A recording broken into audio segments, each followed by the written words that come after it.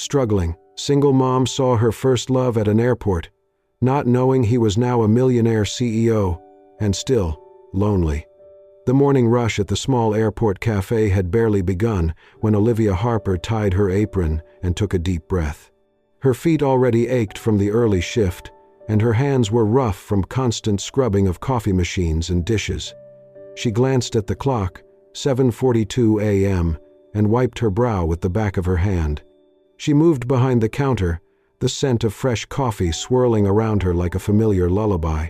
Olivia, now 28, had worked this job for nearly 3 years. It was not glamorous, but it put food on the table and paid rent for the modest apartment she shared with her 5-year-old son, Jamie. He was her light, her reason to keep going. "Large cappuccino, no sugar," a voice called out. Olivia smiled, already halfway through making it. She had memorized the regulars, but as she handed the cup over and looked up, her breath caught. Across the terminal, near Gate 18, a man sat alone with a laptop and a black leather duffel bag at his feet. She froze. Her heart skipped a beat, then raced. Lucas Bennett. Her first love. He was staring at his screen, fingers paused mid-typing. His hair was neatly styled, suit crisp, presence commanding, but she would have recognized him anywhere, even after a decade. He had been the boy who made her laugh on rainy days, who read poetry in a terrible British accent, who once stayed up all night just to walk her home. Lucas had been the entire sky of her youth. Olivia's instinct was to look away. Her hand shot up to tuck a stray strand behind her ear, only to remember her hair was in a messy bun. Her uniform was wrinkled from the morning rush, faint coffee stains on the hem of her apron. She looked down at her worn sneakers. Maybe if she kept her distance, he would not recognize her. 10 years had passed.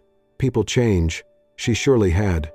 She turned quickly, pretending to clean the counter, heart thudding. What would he think if he saw her like this? A single mom, barely scraping by in a faded uniform. But fate had other plans. An elderly man near the boarding area dropped his canvas tote bag, its contents, magazines, a pill bottle, snacks, scattered across the floor. Olivia didn't hesitate. She rushed over and knelt beside him. "Here, let me help you," she said gently, gathering the items and slipping them back into the bag. And that was the moment. As she looked up to hand the man his things, her eyes met Lucas's. Time froze. Lucas blinked. His hands dropped from the keyboard. The terminal noise faded as his gaze locked on hers. That face, those eyes. He would never forget them. For 10 years he had carried that image. The eyes that lit up when she spoke of dreams, the quiet strength they held when life got hard. And here they were again, still familiar, now heavier. "Olivia?" he whispered, barely audible. But she was already standing, heart pounding, avoiding his gaze. She nodded to the old man and turned away, walking briskly back toward the cafe, hands trembling. Behind her, Lucas remained frozen, the laptop forgotten. He remembered it all. The summer nights on campus, the tears, the laughter, the dreams they built together. She had been his anchor when he nearly flunked freshman year. His parents never approved of her, said she lacked ambition, came from the wrong kind of family. He had fought them, but when the scholarship to study overseas came, he had no choice. He left. No goodbye, just gone. She waited. He never wrote. Eventually, she stopped hoping. That summer, Olivia cried until her chest ached. Then, little by little, she learned to live without him. And now, 10 years later, same airport, same city, different lives. And yet, in a single glance, everything they buried rushed back, unspoken, unfinished, undeniable. Lucas took a slow breath, then stepped toward the cafe. He found Olivia behind the counter, wiping down a tray, her expression tired but focused. She looked up and saw him. For a moment, neither of them said a word. "Hi," he said gently. Olivia nodded. "Hi.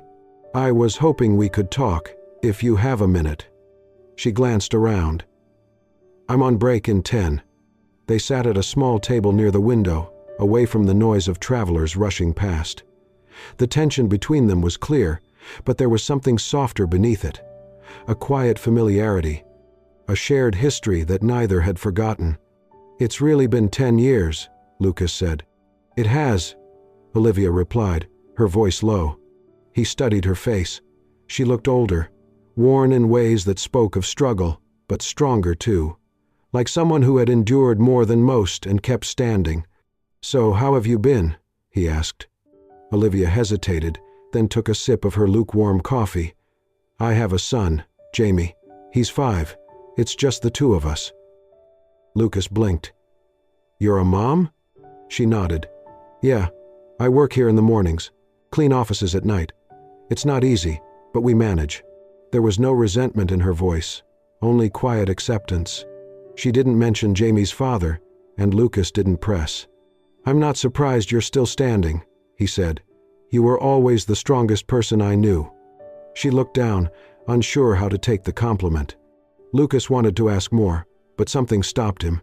Instead, he noticed her attention shift when an older man near the terminal stumbled, dropping a plastic bag. Olivia stood up quickly, walked over, and knelt to help him.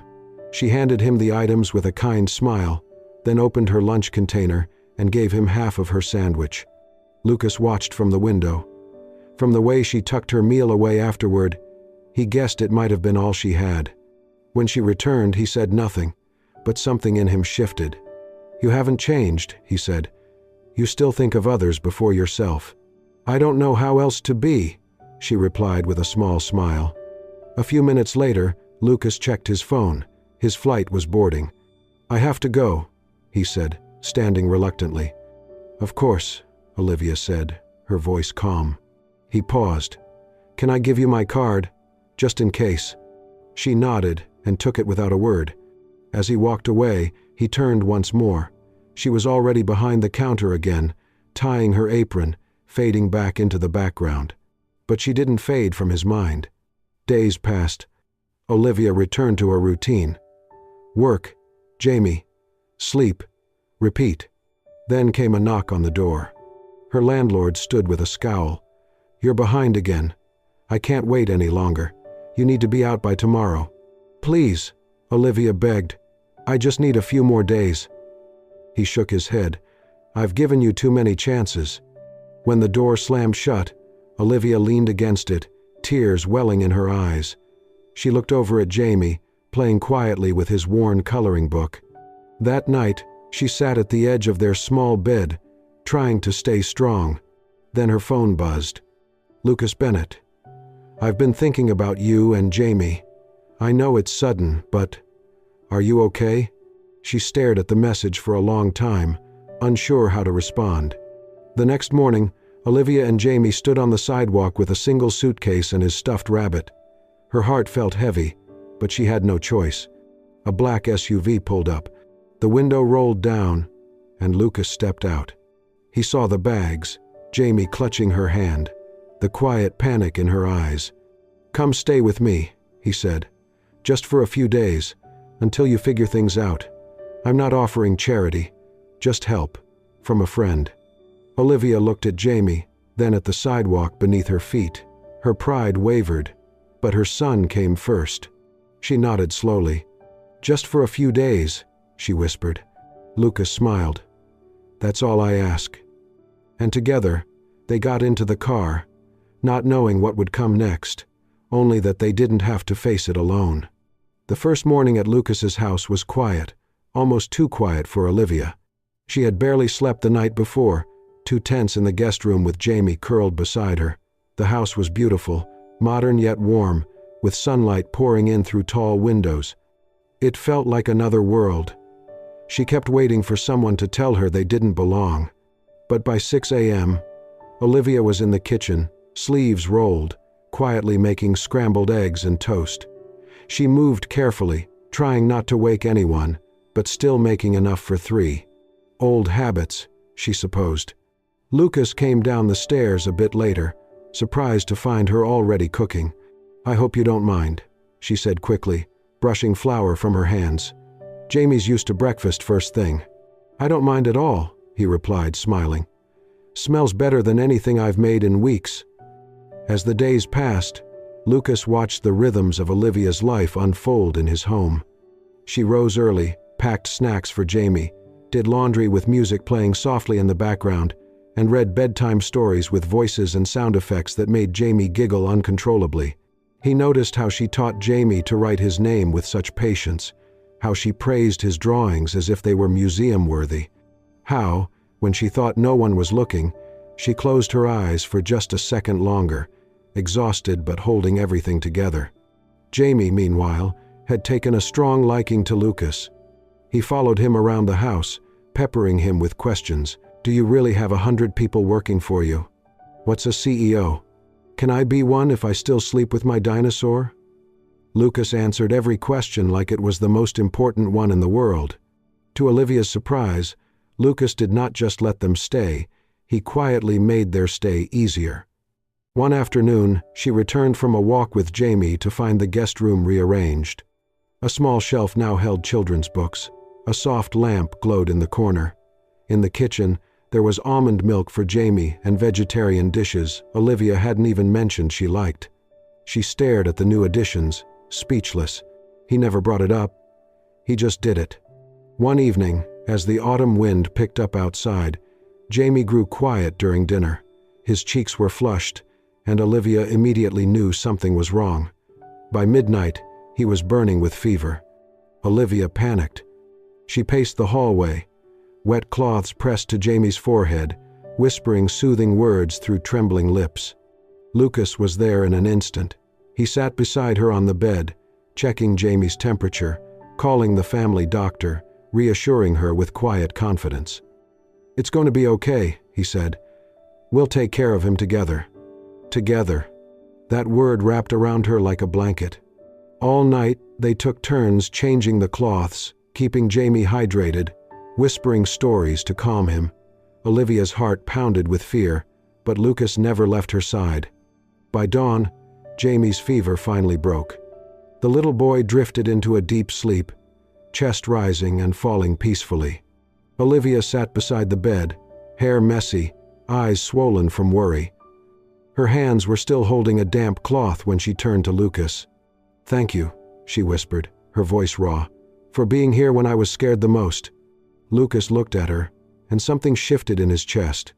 It was not just gratitude in her voice. It was trust, and in her eyes, he saw the Olivia he had once loved, only now stronger, fiercer, weathered by life but unbroken. He realized then that it had never really faded. Not the way she made him feel, not the way she saw the world, and especially not the way she held her child with every ounce of love she had. He had left once, but now, sitting in the quiet of the early morning light, he knew. He did not want to leave again. The weekend brought a softness to the air, the kind that made everything feel lighter. Lucas suggested a small picnic, something simple and outdoors. Olivia hesitated at first, unsure if it was too much or too soon, but Jamie's eyes lit up at the idea, and that was all the convincing she needed. They drove out to a quiet park beyond the city. The leaves had begun to turn, fluttering gently from the trees as if nature itself was slowing down to take a breath. Lucas laid out a blanket while Olivia unpacked sandwiches, fruit, and cookies Jamie had picked out. Jamie ran ahead, chasing leaves and pretending he was a superhero. Olivia sat at the edge of the blanket, her legs crossed, her hair blowing gently in the wind. Lucas sat beside her, close but not too close. There was a calm between them that felt earned, fragile yet natural. After they ate, Jamie pulled something from his little backpack. It was a folded piece of paper with crayon marks peeking out the sides. "I made this," he said, holding it out to Lucas with pride. Lucas took it carefully and opened it. The drawing was simple. 3 stick figures under a bright yellow sundae, one tall, one with long hair, and one small, all holding hands. Above them were the words, written in blocky letters, "Mommy, me, and my CEO dad." Lucas looked up, surprised. Olivia's cheeks flushed. She reached out quickly, taking the paper back with a small smile. "He just likes the idea of you being important," she said. "You know how kids are."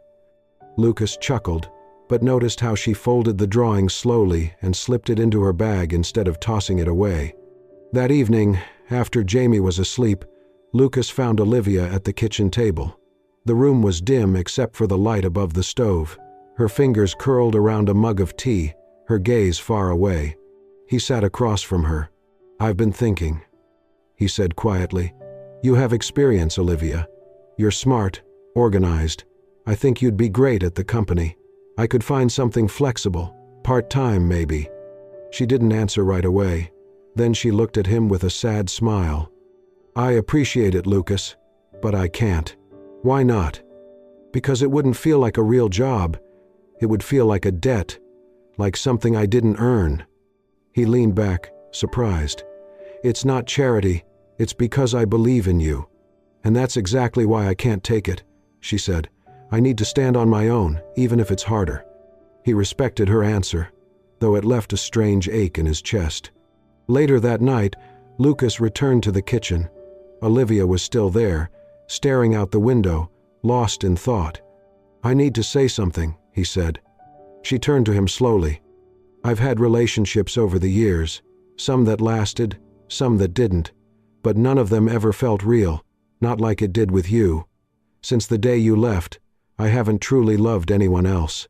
Not like I loved you." Her breath caught. Tears welled in her eyes, but didn't fall. "You don't have to say anything," he added. But she did. "Lucas," she said softly, "I'm not that girl anymore.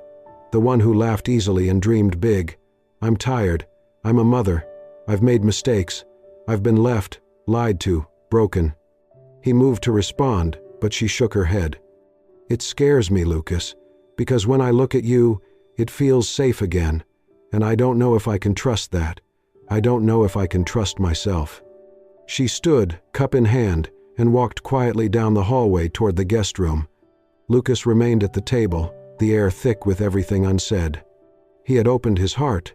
She had opened her wounds. And somewhere in the middle of all that, something real had begun to stir. In the weeks that followed, a quiet rhythm began to form inside Lucas's home. He never pushed, never demanded anything from Olivia. He simply showed up. Whether it was helping Jamie with his reading, making Olivia tea when she looked tired, or giving them space when they needed it, Lucas was there, steady, present. Olivia found herself smiling more, laughing even. At first, it felt foreign, like trying on someone else's clothes. But each passing day made it feel like her own again. She cooked meals with Lucas. They took Jamie to the library and the park. Lucas let Jamie wear one of his ties to look like a real CEO, and Olivia had to hold back tears watching her son beam with pride. They were not perfect, but something about it felt real. Olivia, who had lived in survival mode for so long, began to breathe, to trust, to hope. One crisp afternoon, she stood in the backyard hanging Jamie's tiny clothes on a line Lucas had installed just for her. The breeze danced through her hair, and for the first time in years, she allowed herself to picture a future that was not gray and full of fear. She went inside to check on Jamie, who was building a fort in the living room with Lucas. The laughter echoing through the house made her heart swell. Just as she reached for her phone to take a photo, the doorbell rang. She opened the front door, still smiling, and froze. Standing there, holding a wrinkled baseball cap in his hands, was Derek. Her breath left her body.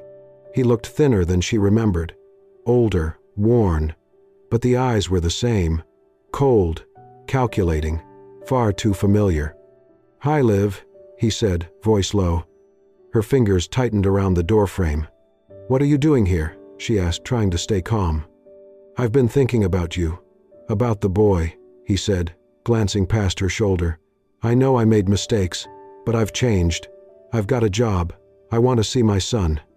She shook her head slowly, disoriented. "You don't get to show up and ask to play father." "I'm not here to fight," he replied. "I just want a chance. Please, Olivia, let me meet him. I deserve that much." Behind her, Lucas's voice floated from the hallway, calling Jamie to wash his hands for dinner. Olivia stepped outside and closed the door behind her. "He doesn't know you exist," she said, voice trembling. "He doesn't need to." "He has a right to know who I am," Derek snapped. "I'm his father." "You were never there. Not once. I raised him alone. I protected him."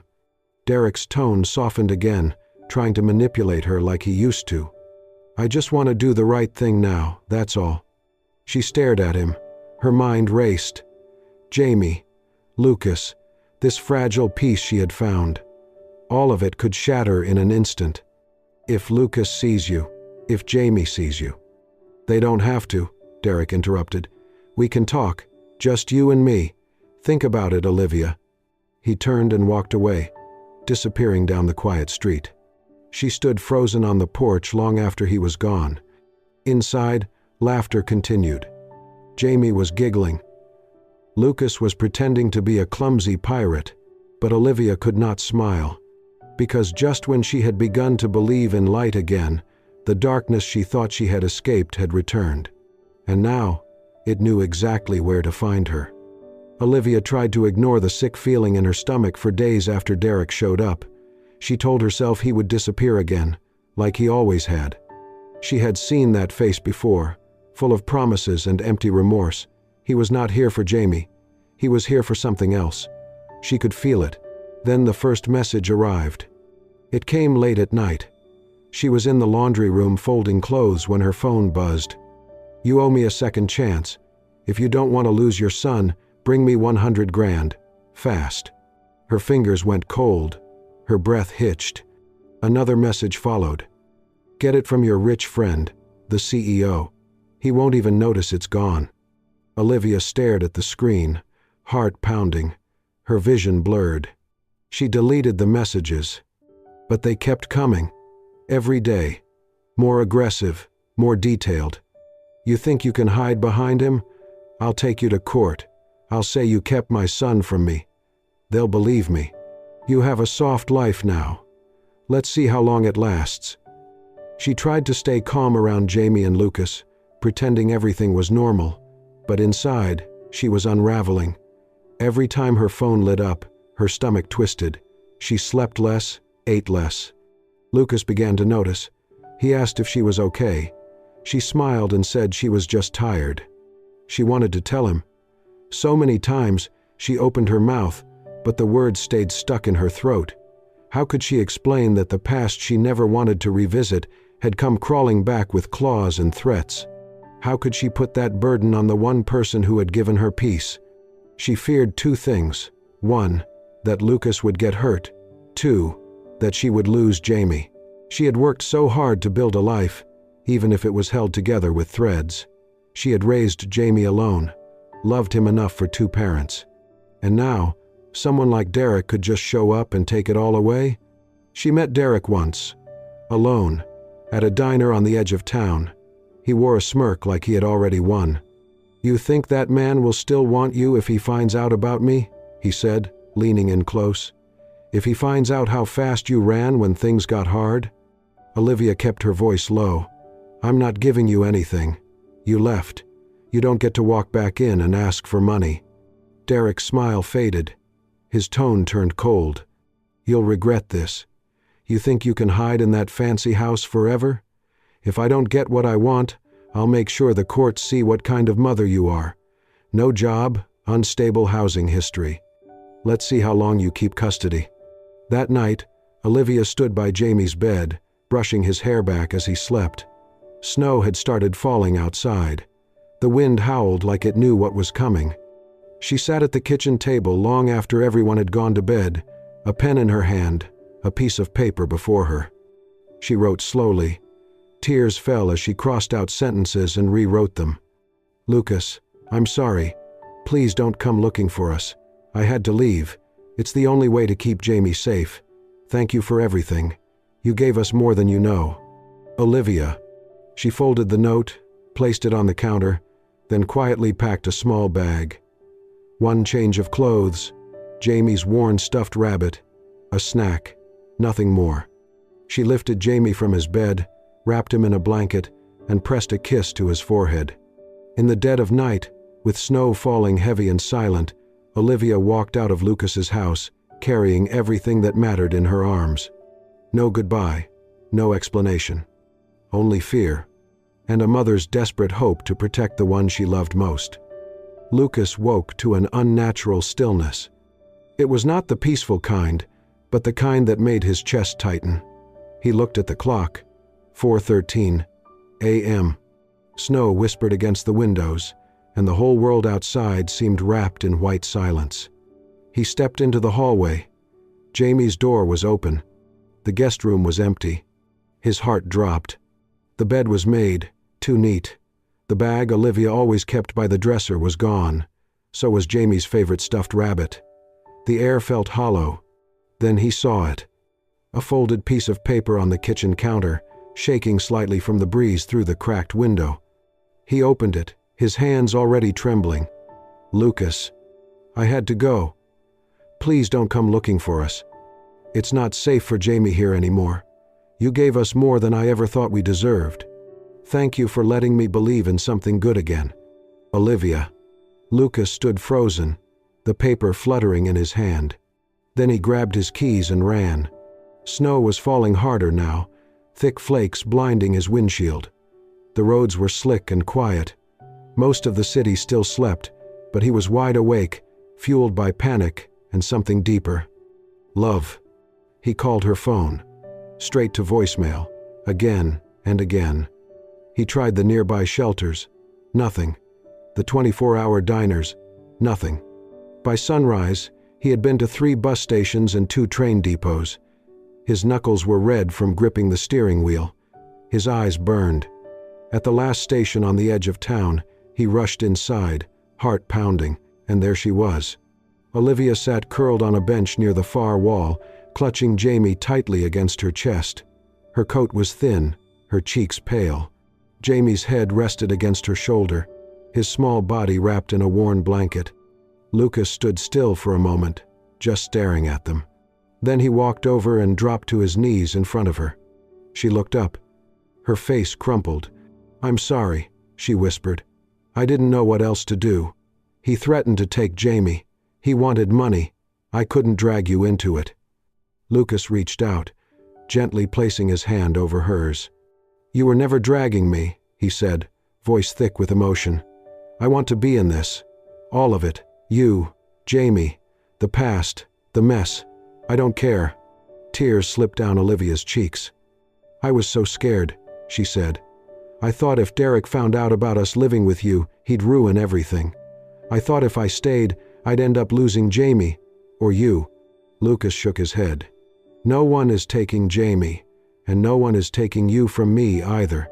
She opened her mouth to protest, but he leaned closer. "I love you," he said simply. "I love your strength. I love the way you care. I love the way you look at Jamie like he's the whole world. I love him too." Her breath hitched. "You don't have to protect us alone anymore," he whispered. He pulled her and Jamie into his arms. For a long time they said nothing, just held each other while snow fell gently against the windows behind them. Later that morning, Lucas made a call. By noon, a lawyer sat with him in his office, reviewing every message Derek had sent. The threats, the demands, the history. Lucas filed for legal action against Derek, pressing charges for blackmail and harassment. He hired a family lawyer to ensure full protection for Jamie. The battle ahead would not be easy, but Olivia was not alone anymore. For the first time in years, she felt like someone was standing between her and the storm. That night, as Jamie slept safely in a warm bed, Olivia sat beside Lucas on the couch. She leaned her head on his shoulder, eyes closed. "Thank you," she said softly. He turned to her, brushing a strand of hair behind her ear. "You don't ever have to thank me for loving you." She looked at him, eyes full of both relief and disbelief. "I'm still scared," she admitted. "So am I," he replied. "But I'm not going anywhere, and I won't let anyone hurt you again." She nodded, tears sliding silently down her cheeks. This time, she believed him. 1 year later, the garden behind Lucas's home had never looked more beautiful. Soft white flowers lined the aisle. Fairy lights swayed from the trees. Close friends and a few family members sat in quiet anticipation, their chairs arranged beneath the golden afternoon sundae. A gentle melody played from a string quartet in the corner. Then, all eyes turned. At the top of the aisle stood Jamie, dressed in a little gray suit, holding Olivia's hand. In the other, he clutched a bouquet of white peonies, carefully arranged just the way Olivia loved them. "Ready, Mommy?" Jamie whispered, beaming with pride. Olivia smiled through tears, more than ever. Together, they walked down the aisle. Smiles filled the garden, but Olivia saw only one face: Lucas. He stood beneath a floral arch in a navy blue suit, his eyes soft and steady. When he saw her, he let out a quiet breath, like he had been waiting to exhale for a whole year. At the end of the aisle, Jamie looked up and grinned. "Here she is, Dad." Lucas knelt down, eyes glassy. "Thank you, Jamie. That means everything." The ceremony was short, intimate, and full of love. When it came time for vows, Olivia took Lucas's hands in hers. Her voice trembled, then steadied. "Thank you for loving me, even when I didn't love myself, for seeing something in me I thought was gone, for choosing not just the best parts of me, but the broken ones too." Lucas's voice was firm but full of warmth. "I don't just choose you, Olivia. I choose the nights you got up when it was hard. I choose every moment that brought you here. I choose Jamie. I choose our family. Today, tomorrow, always." When the officiant pronounced them husband and wife, the garden erupted in applause. Jamie jumped up and wrapped his arms around them. "Group hug," he giggled, and everyone laughed. That evening, as the sun dipped below the trees and the last guests departed, Olivia stood barefoot in the grass, watching the lights twinkle overhead. Lucas came up behind her and wrapped his arms around her waist. "This doesn't feel real," she whispered. "It is," he murmured, "and it's just the beginning." He reached out his hand. "Come on, let's go home." Jamie stood waiting on the front porch, holding both their hands as they approached the steps of the house they now shared. Their home, their sanctuary. Together, they walked toward the open door, hand in hand. The past behind them, a new chapter ahead. As they stepped into the doorway, the light spilled across the floor, warm and golden, lighting the way forward. Not perfect, but full of love. And finally, whole. A story that began with heartbreak had ended with healing. From a crowded airport to a quiet garden, from fear to forever, Olivia, Lucas, and little Jamie found more than a home. They found a second chance at love, trust, and belonging. Because sometimes, life brings people back into your world not by accident, but by fate. And when it does, all you have to do is open the door. If this story touched your heart, don't forget to subscribe and hit that hype button to support soul-stirring stories, where every tale is crafted to heal your soul and remind you that love always finds a way. Thank you for watching, and we'll see you in the next story.